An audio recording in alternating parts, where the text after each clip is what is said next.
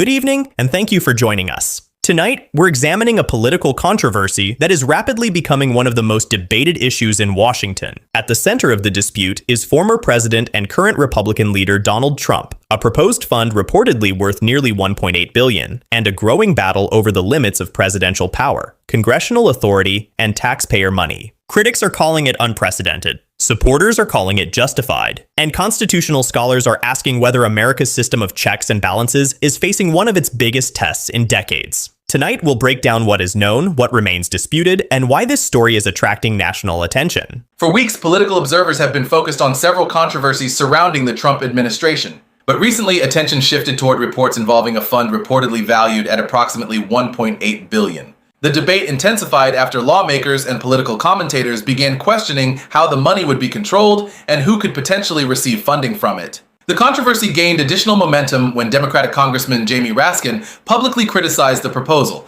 arguing that the arrangement could create what he described as a political slush fund. Those comments quickly spread across social media, cable news, and political circles in Washington. Suddenly, a relatively obscure funding dispute became a national political story, and with that came a flood of questions.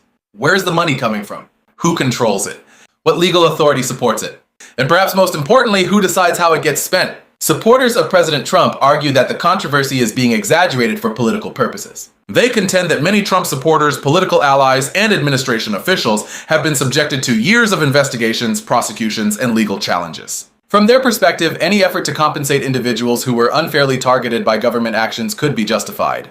Supporters also argue that federal agencies have significant discretion in managing certain funds and settlements. They claim critics are portraying routine government actions as something extraordinary simply because Trump is involved. Many conservatives further argue that Washington has long tolerated questionable spending decisions when they benefited establishment politicians. Now, they say, opponents are suddenly expressing concern only because the controversy involves Trump. For many Trump supporters, this debate is not about money. It's about fairness, political power, and whether government institutions have treated conservatives differently than others. Critics see the situation very differently.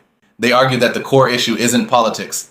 The core issue is accountability. Opponents claim that if taxpayer money is being distributed, there must be transparent rules, independent oversight, and clear legal authority. They argue that Congress, not the president, controls federal spending through its constitutional power of appropriation. That principle has existed since the founding of the Republic. Critics fear that allowing any administration to control large amounts of taxpayer money without sufficient oversight could establish a dangerous precedent. Some legal experts have warned that even if the current controversy survives legal scrutiny, it could weaken long-standing protections designed to prevent abuse of government resources. For critics, this debate extends beyond Donald Trump. They argue that the same concerns would exist regardless of which political party occupied the White House. To understand why legal scholars are paying close attention, it's important to understand a basic constitutional principle. The president leads the executive branch. Congress controls federal spending. This separation was designed intentionally by America's founders. They believed that concentrating too much power in one branch of government could threaten democratic accountability. As a result, federal spending traditionally requires congressional authorization. This process creates transparency and allows elected representatives to debate how taxpayer money should be used. When questions arise about spending authority, constitutional experts often examine whether Congress explicitly approved the expenditure and whether the executive branch acted within legal limits. That is why this controversy has attracted attention from lawmakers, attorneys, and policy analysts across the political spectrum. The debate is not simply about dollars and cents. It is about the balance of power inside the American government. Politically, the controversy arrives at a significant moment. The United States remains deeply divided. Trust in government institutions has declined. Partisan tensions remain high. Against that backdrop, any allegation involving billions of taxpayer dollars was almost certain to generate intense scrutiny.